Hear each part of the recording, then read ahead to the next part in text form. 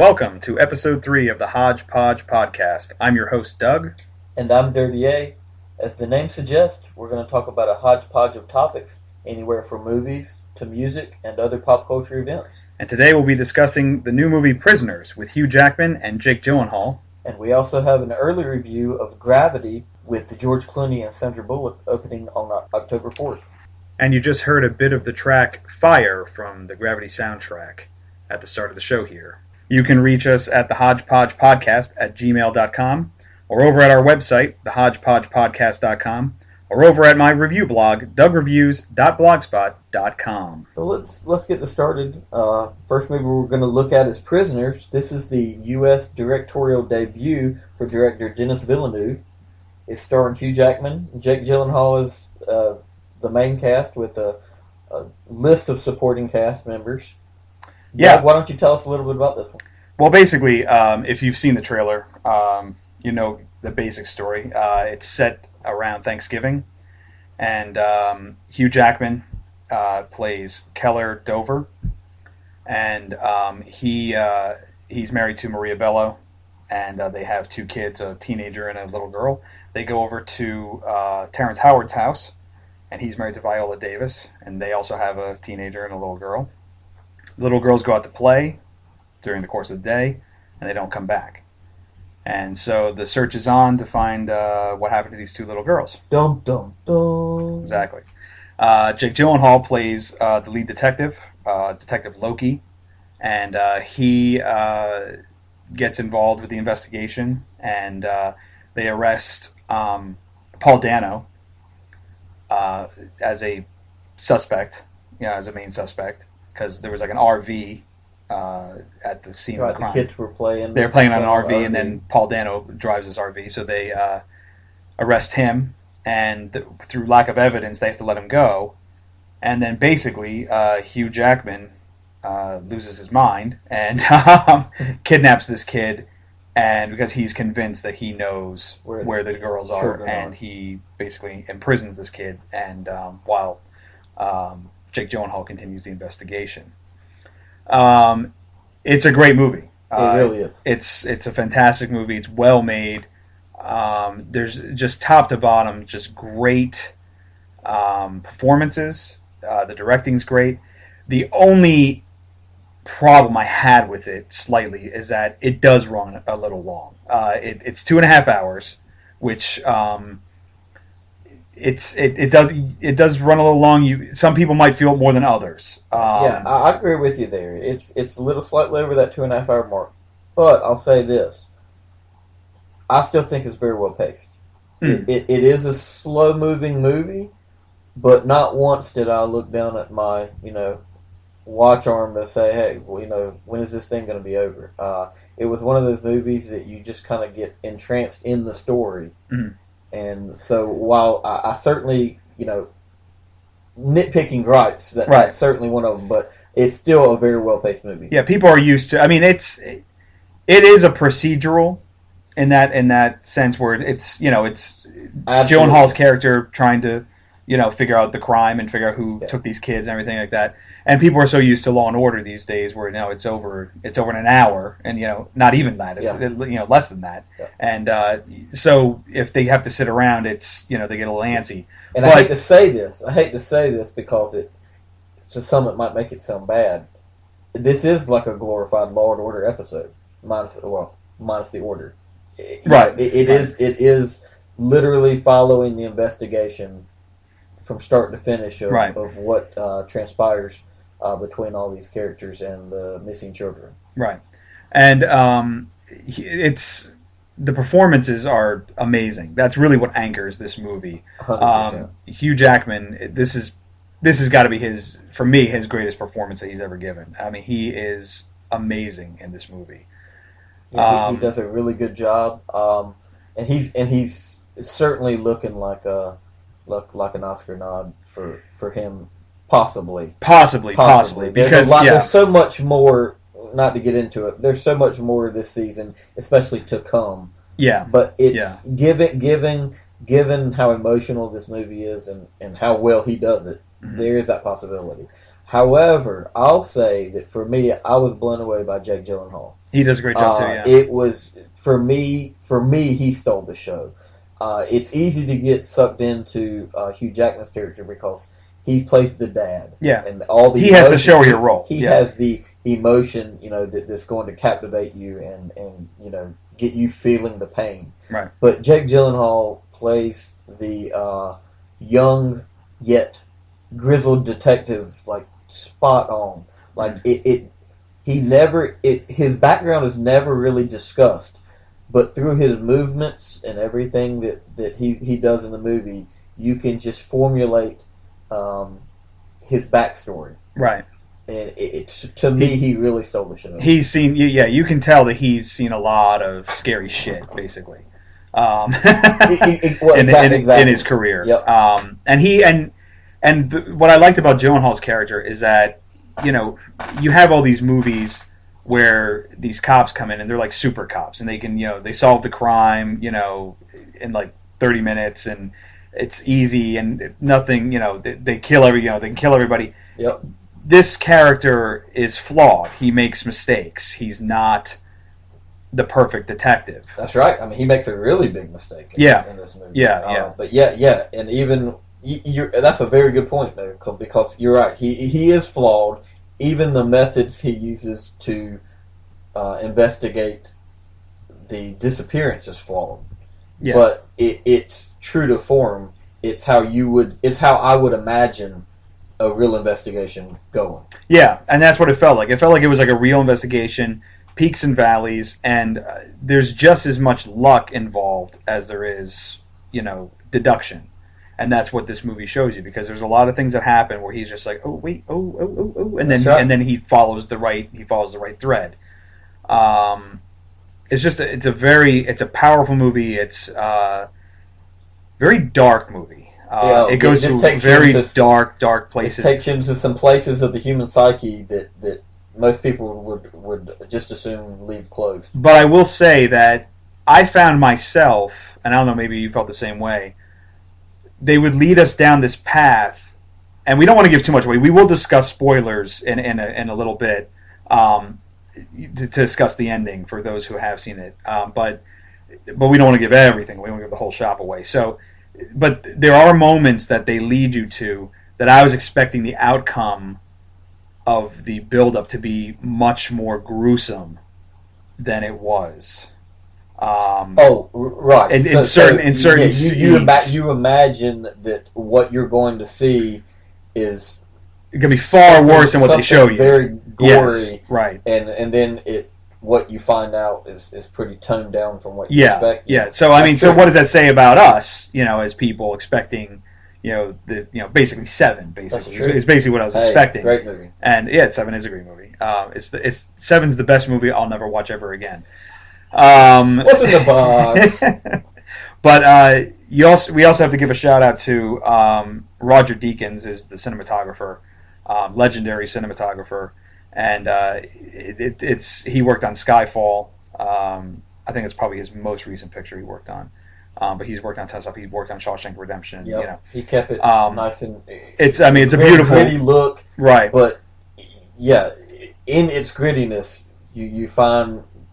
Yeah, the scenes are just beautiful. Yeah, it's beautifully shot film. Shot. Yeah. And the director, he does a great job. I mean, he's got another movie coming out. I don't know if it's the end of this year or early next year with Jake Gyllenhaal in it again, called Enemy. And I saw a teaser trailer for it. It's interesting, but we'll see how. Can't figure out what that one's about from the teaser even a little bit. So let's talk about some of the other performances in this film. Let's do it. Because it's a fantastic cast. Everyone brings their A game.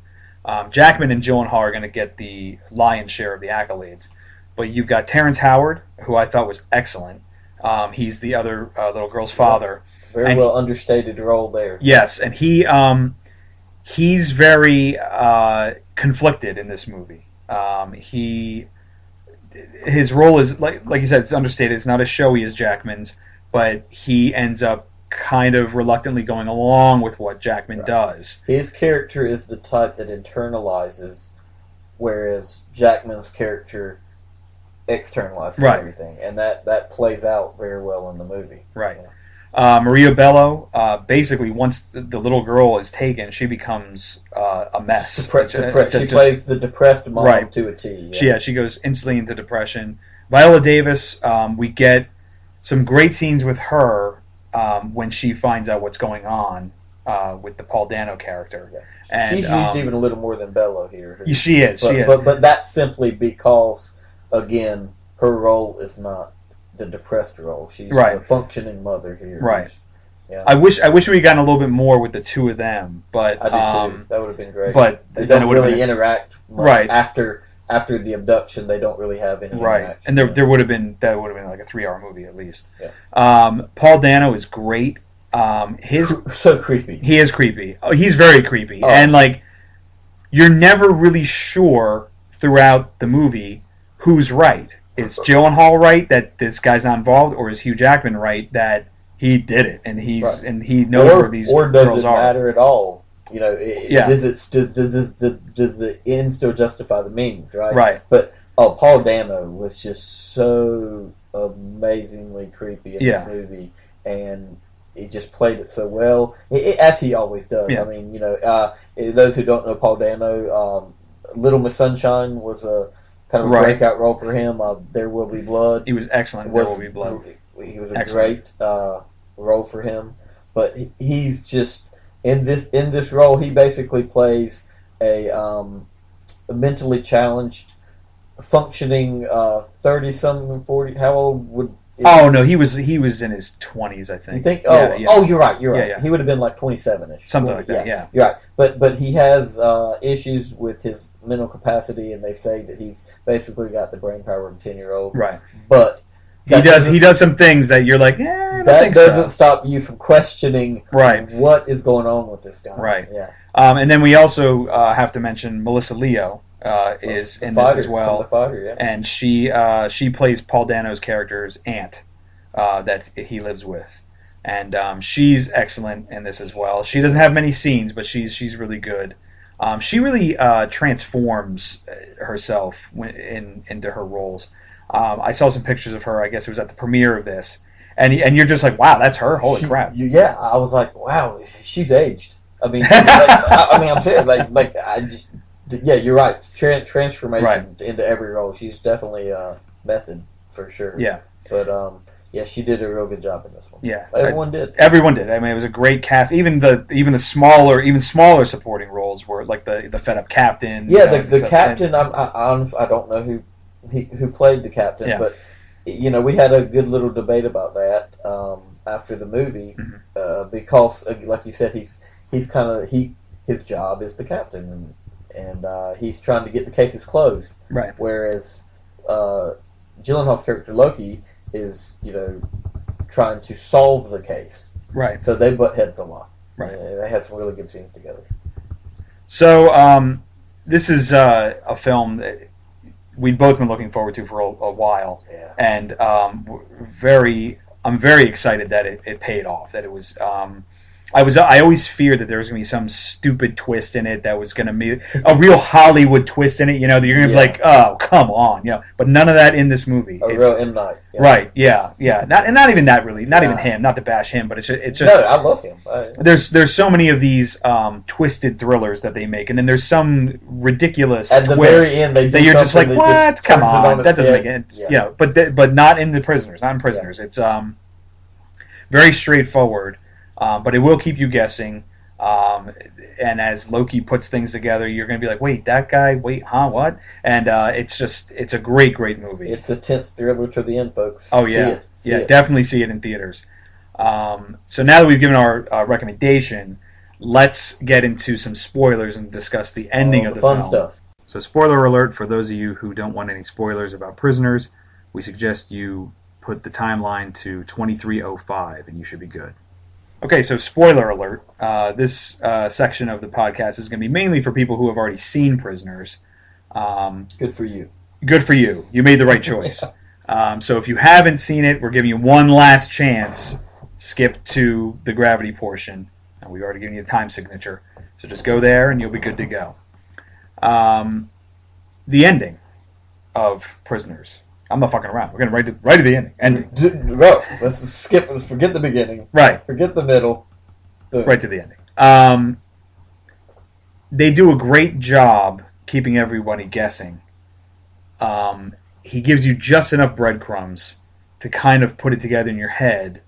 But even then, there's another suspect that pops up, and he's a red herring. But he kind of leads. Right, he's a red herring as a suspect, but he does tie into who's really behind how it all works, right? And there actually is a point. It's brief, but there is a point where you're supposed to suspect that Hugh Jackman is behind the whole thing. I think I didn't quite go down that rabbit hole. I think maybe the audience was supposed to think that. I didn't quite. I definitely think so. I didn't quite make that leap as much as I knew the detective was in the story was making that leap. But I mean, obviously, my point to that is we know he couldn't have had anything to do with it directly because he was with them at Thanksgiving. That's true. But when they had there's like a quick flashback scene. Correct. Where there's a woman and it's real quick. You don't know. Maybe you don't know. Maybe he's got some split personality or something like that. The other girl's character when she's in the bed says you were there. Exactly. Yeah. So it does make reference to that. It kind of makes you think that he's involved in some way. So whereas Loki's character and even the audience, let's say, believe that he could be involved in the actual abduction. For his character, the light that moment is actually the light goes on for him. Right. Who's really behind it? That's right. And it turns out that the Melissa Leo character, the aunt, has Hugh Jackman's little girl. Sorry, Alex's aunt, the Paul Dano's characters. It's not. I guess it's turns out not to be his. That's right. Yeah. She doesn't turn out to be his aunt in the end anyway.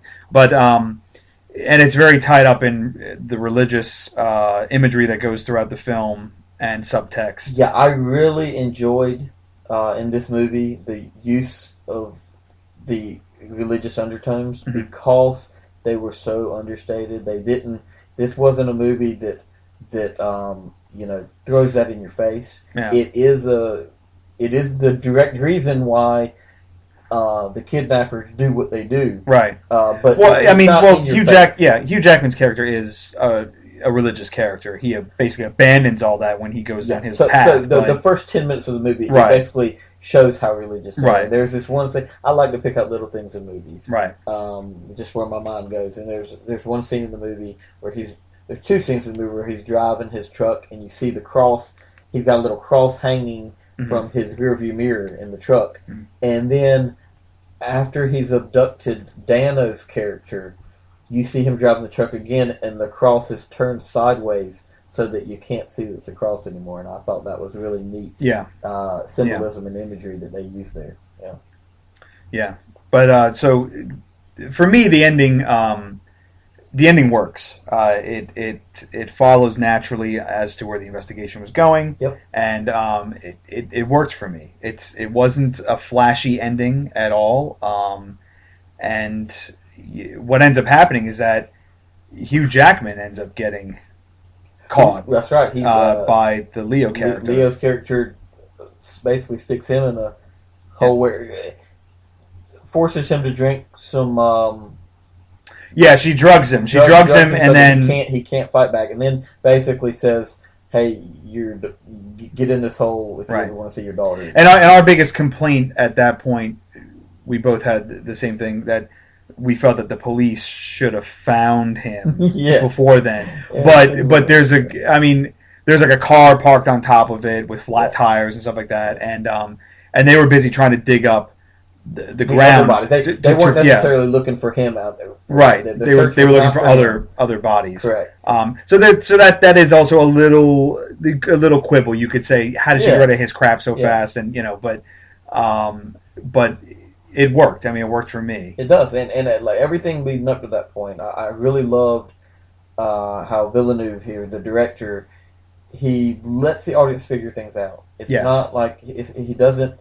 he doesn't spoon feed the audience with exposition like Hollywood likes to do these days. Right. So in your head, as you're watching this movie, you're thinking a lot, and you're following this investigation, and like you said, breadcrumbs, putting these pieces together yourself while the detective's doing it as well. And we actually, and throughout the course of the movie, because we saw this together, we were saying, that guy's. We were throwing ideas off each other. It was fun. It was fun to watch as it was tense. Right. And the very end of the movie, where we're assuming you've seen it, where Hugh Jackman's stuck in the hole, and he's got the whistle, and Loki hears the whistle, and then that's it. That's the end of the movie. Which, by the way, kudos to you for calling the use of the whistle. Yes, because basically what happens, Loki comes out, the forensics team calls it a night, they leave,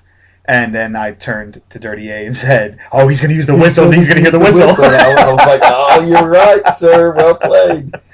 But, we had some discussion about the ending and how it just had that abrupt ending, and I think a large part of the audience is going to hate that ending, or at least not appreciate it as much as some others might.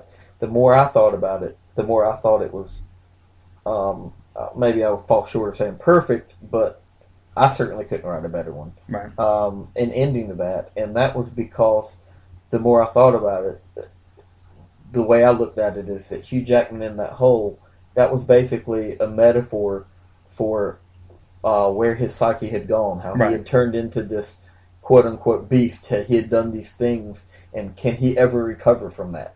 And I think that the way it ends with him still in that hole, and yes, he physically gets out of the hole, obviously, but you don't know if he and his family will ever recover from what he's had to do to get his daughter back. I read part of a review, and they said it's a compliment to say this, but he shows more ferocity in this movie than he ever did and in 6 movies as Wolverine, who's a berserker character. So it's it is true. It is true.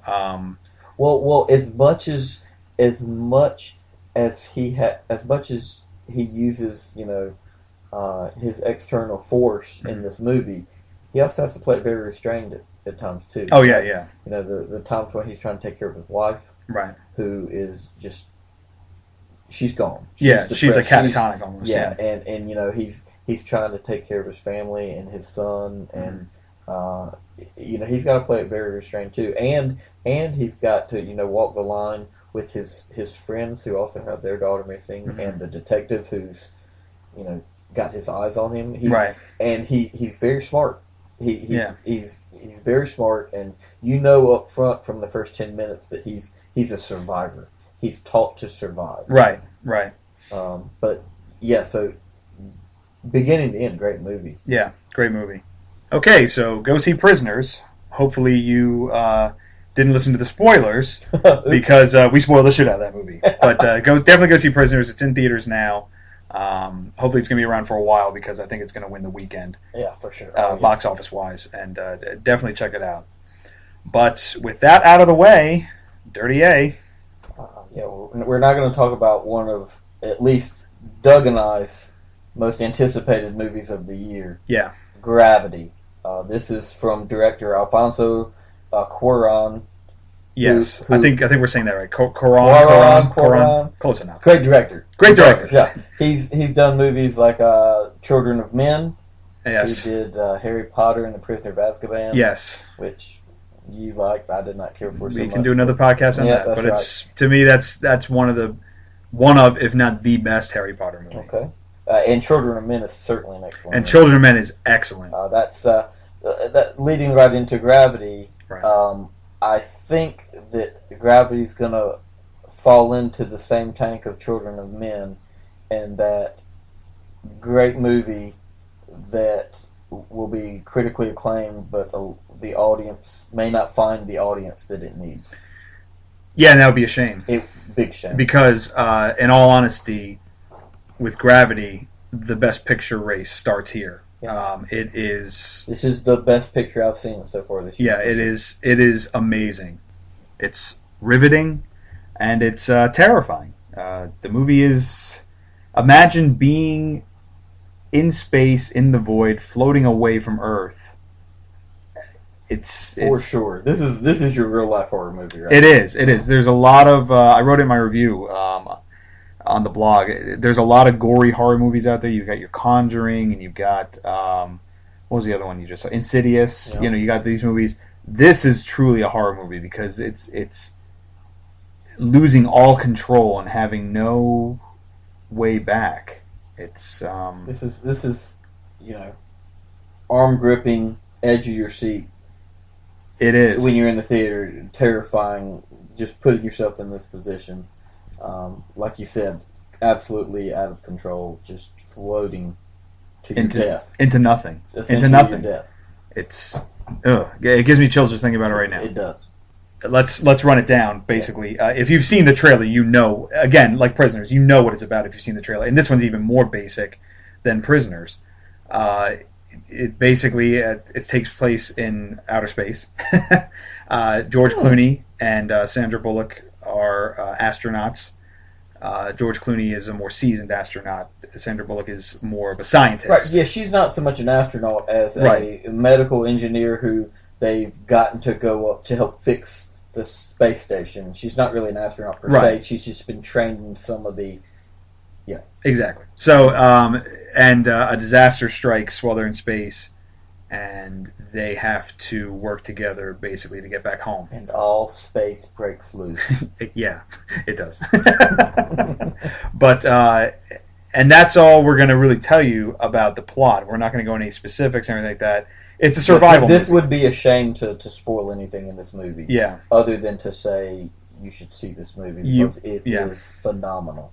It is great. And I never say this, and you know me, I never say this. Can't wait to hear what's about to come. You need to go see it in 3D. That's absolutely amazing. We caught a screening of this just the other day, and it was a 3D screening, and when we saw World War Z in 3D, it was the worst thing that could ever happen to us. But Gravity is one of those movies like Avatar. Again, wait, not the movie itself. Right. 3D for World War Z. Yes. World War Z was actually decent, but movie, yeah. Anyway, Gravity is like Avatar in that it's designed to be in 3D. It wasn't tacked on at the end. Agreed. And we're planning to go see this movie. It's not out yet. It comes out on October 4th. October 4th. And we're actually planning to go see it opening day again in IMAX 3D. Yeah, that right. Because everything about this movie, from top to bottom. And nowhere in this movie does 3D hamper it.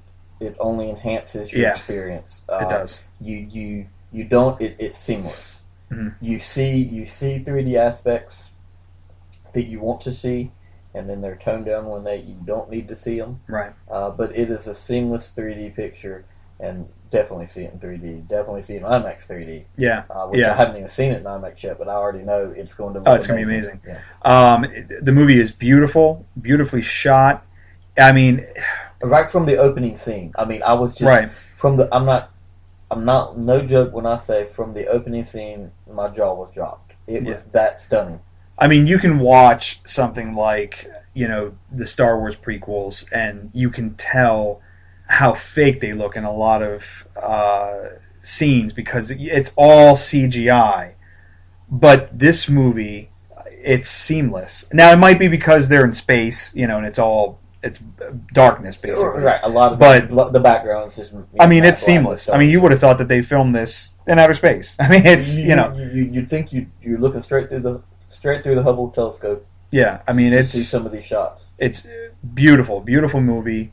The soundtrack is excellent. It's very, very creepy. Yeah, it comes to life when it needs to, and it just hits all the right parts, all the right points. I'll say though, it's also rightfully so an understated. It sounds like it's not in your face. No, it's not. It's in the background.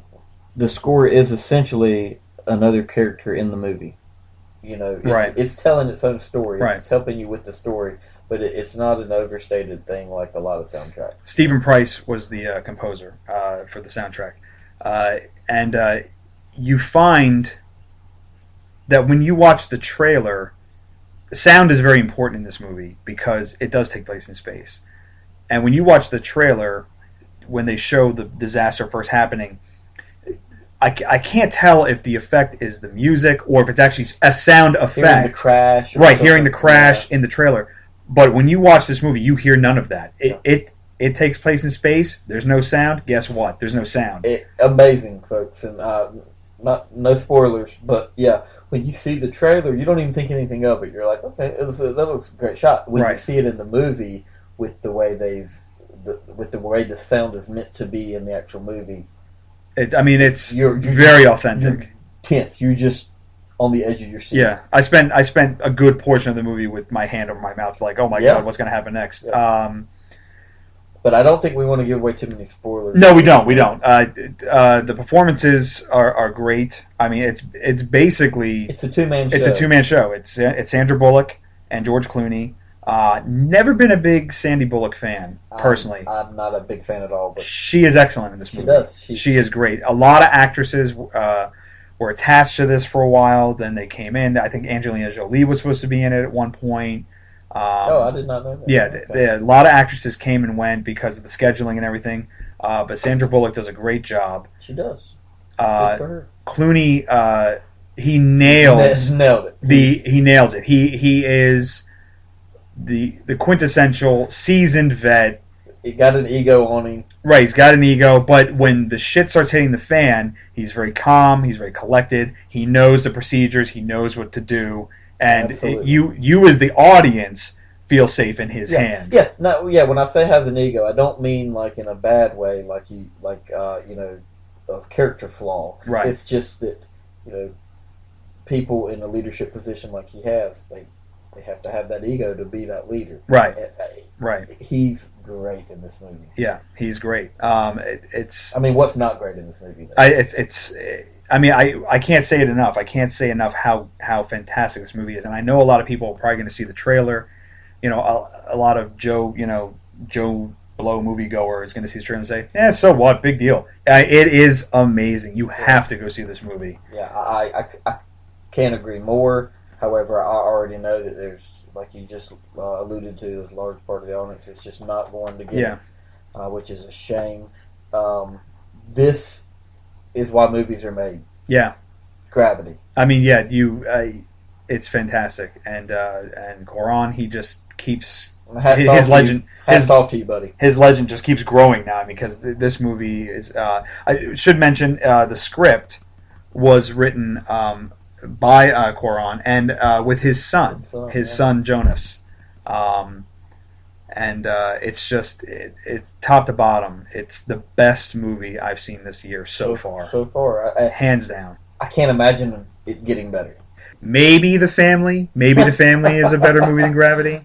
The point could be debated. It could be debated, and we're going to do it right now. Because now that we just told you about two of the best movies of the year, let's tell you about one of the crappiest movies of the fall. Oh, this was totally craptastic, folks. You know what? I'll tell you what made this movie even worse. The fact that maybe the first 15 to 20 minutes you thought, maybe this is going to go somewhere. I would say longer than that. Maybe you're like, this is actually not bad. I mean, it was pretty funny throughout. There was a lot of laughs in it. This is the film starring Robert De Niro and Michelle Pfeiffer. He's a mobster who ratted on the mob, and now he's ex-mobster who's in witness relocation. Right, and Tommy Lee Jones plays his handler, and kind of decent. Yeah, there's a lot to like in the movie, but it just takes a nosedive. It just takes a complete nosedive. There's too many ridiculous coincidences that lead directly into the end of the movie, and then the end of the movie is so over the top. Yeah, it's ridiculous. I mean, you're just like it starts out grounded in reality for the most part, and then it goes into like a cartoon basically. Exactly a cartoon. I mean, you know what? It's been out for a week now, and spoiler freaking alert. I mean, the way but not only do they take the mobster cliches, but they take them from like the 70s mob, not even like current. Some of the guys look like they could have been on Sopranos. Other guys look like they're from The Godfather. Wear dark and fedora hats, everybody. Yeah. But then But then I don't know if you noticed this, but then the dialogue they use, like you'll have the mobster who's very cliche, very Italian, right? Fedora hats, and then he says like, "My bad." Yeah, it's awful. And then the family themselves, while there is comedy there, they're basically mob family stereotypes. Like if you look at, I mean, they're trying very hard to obviously be the Sopranos, and those characters on Sopranos are three-dimensional people. You had the daughter who had wanted nothing to do with the family, the complicit mother. You know, not in this movie, the family. And shout out to writer-director Luc Besson, okay? Thanks for Leon, the professional, but everything else pretty much, I can't stand your crap. Yeah, we love that movie. This movie, you're a fallen angel. Yeah, and not even Fifth Element for me. I mean, Fifth Element for me, like that either. I wasn't a fan. Though, you know, that is still leaps and bounds above this. Oh, yeah, totally. I mean, but it's kind of the same problem as well, because it's a problem of tone. He doesn't know if it's supposed to be a comedy or an action or a drama, and it's all messed up. This one, it has sharp definitions in tone, but no transition whatsoever into where he's going with it. And then, essentially, I'll say it, he shouldn't have even gone there. I mean, just the movie does not work on any facet. It's just an awful movie. And let's so we don't want to dwell on that. That's just a bonus one for you folks. So what did you think of it, Doug? You going to recommend this movie? No. That's so that was just a bonus one for the audience. Go see Prisoners. Prisoners, yes. Don't go see The Family. And then when it comes out on October 4th, be the first in line to go see Gravity. Yeah, 90 minutes of perfection. Yeah, and that is the thing with Gravity. You know, you got Prisoners, which is real long. Brief. Gravity's very short for a movie. I mean, it's very short. It tells the story it needs to tell in a perfect amount of time. And it doesn't drag it out like Only God Forgives, which was an hour and a half, just barely. Literally drags it out. Yeah. But that'll do it for us for this week of the Hodgepodge Podcast. We hope you enjoyed listening. And thanks for listening. Next week, and this we didn't even plan it to be every week, but after we got past that first one, now it's kind of like going that way. It looks I, we knew. Yeah, I guess we did. Let's face it, we've seen it. So next week we're going to be discussing at least two movies. We might throw in a bonus one like The Family here, but who knows? But we're going to be discussing Ron Howard's new film Rush, and Joseph Gordon-Levitt's directorial debut and writing debut in Don John, which I'm a leg up on you. You're a leg up. You've seen them both. I was out of town, so I missed both of them, and so I'll be seeing them next week, and we'll be right back here again next week. The Hodgepodge Podcast. We'll see you then. See you next week, folks.